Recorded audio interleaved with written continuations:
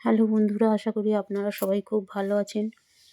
আমি আজ বানাবো তাল গজা দিয়ে একটি নতুন ধরনের রেসিপি। তার জন্য আমি ভিজিয়ে রেখেছিলাম কিছুটা ডাল এবং তালের শাঁসগুলোকে একসঙ্গে বেটে নেব।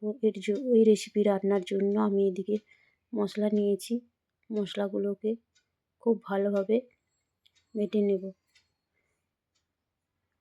আমার ডাল এবং তালের আটিগুলো বাটা হয়ে গেছে।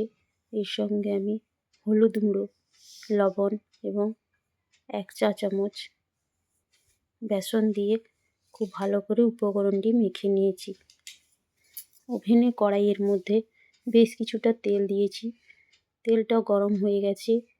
ওর মধ্যে আমি খুব ছোট ছোট করে ওই উপকরণটি ধীরে ধীরে ভেজে নেব। ভেজে নেওয়ার সময় খেয়াল রাখতে হবে গ্যাসের ওভেনটা যেন খুব হালকাভাবেই জ্বলে, নয়তো আমার এই রেসিপিগুলো খুব তাড়াতাড়ি লাল হয়ে যাবে কিন্তু ভেতর পর্যন্ত ভাজা হবে না। এরপর আমার সমস্ত রেসিপিগুলো ভাজা হয়ে গেছে। একে একে ভাজা হয়ে যাওয়ার পর নামিয়ে রাখলাম। এরপর আমি কড়াইয়ের মধ্যে আবারও কিছুটা তেল দিয়ে দেব। এই রেসিপি রান্না করার জন্য কিছুটা আলু কেটে রেখেছিলাম। আলুটাকে খুব ভালো করে ভেজে নেব। ওর সঙ্গে কিছুটা হলুদ গুঁড়ো দিয়েছি। আবারও নেড়ে নিচ্ছি। ভালো করে আলুগুলোকে ভাজা হয়ে গেছে। একসঙ্গে আমি নামিয়ে রাখলাম। এরপর আমি তেলের মধ্যে দুটো এলাচ, তেজপাতা এবং দুটো কাঁচা লঙ্কা এবং পেঁয়াজ কুচি ভালো করে ভেজে নেব। এরপর কিছুটা কেটে রাখা টমেটো দিয়ে দিয়েছি। ভালো করে নাড়ার পর লবণ দিয়ে দিয়েছি। তার সঙ্গে আমি ওই বেটে রাখা মশলাটা দিয়ে দিয়েছি।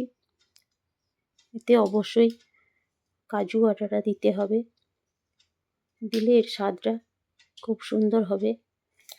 এবং হলুদ গুঁড়ো এবং লঙ্কা গুঁড়ো দিয়ে আবারও ভালো করে নেড়ে নিচ্ছি। এরপর ওই মশলার উপরে ভেজে রাখা আলু দিয়ে আবারও বেশ কিছুটা সময় ধরে নাড়ব। এরপর অল্প পরিমাণ জল দিয়ে দেব। কিছুটা সময় পরে দেখতে হবে আলুগুলো খুব ভালো করে সেদ্ধ হয়েছে কিনা।